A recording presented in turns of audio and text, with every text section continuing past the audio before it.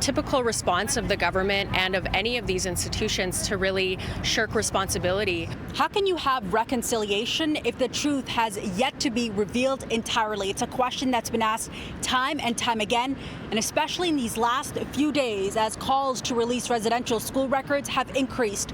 One historian says the Canadian government and Catholic Church have a moral obligation to release those files. In order to have reconciliation, you have to get the truth. The treatment of Indigenous peoples in Canada has been called a cultural genocide. In the span of decades, about 150,000 Indigenous children were separated from their homes, sent to residential schools. Sometimes children would go missing and we didn't know where they went, and we were told that they went home or they died of a certain sickness. Most residential schools were run by Catholic churches on behalf of the Canadian government. But the only way we can get to the bottom of it is to get into the records and start exploring. One historian who calls himself a settler ally says some religious orders have apologized and released records in the past. Principally, these records would be in the hands of the religious orders or the churches that ran these schools for the federal government, and the federal government do have school files.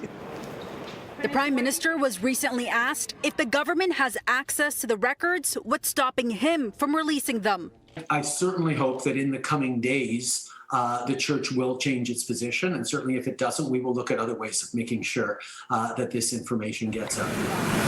Professor McGowan, who has worked in a number of national and religious archives, notes that the Prime Minister should be careful when speaking about the release of records because the government has full access to some of the files.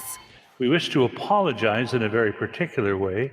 During Sunday Mass, the Archdiocese of Toronto apologized for the role of the church, but in its release noting that it did not operate any residential schools. I think every residential school, sad to say, had a cemetery, I think, or I've heard that.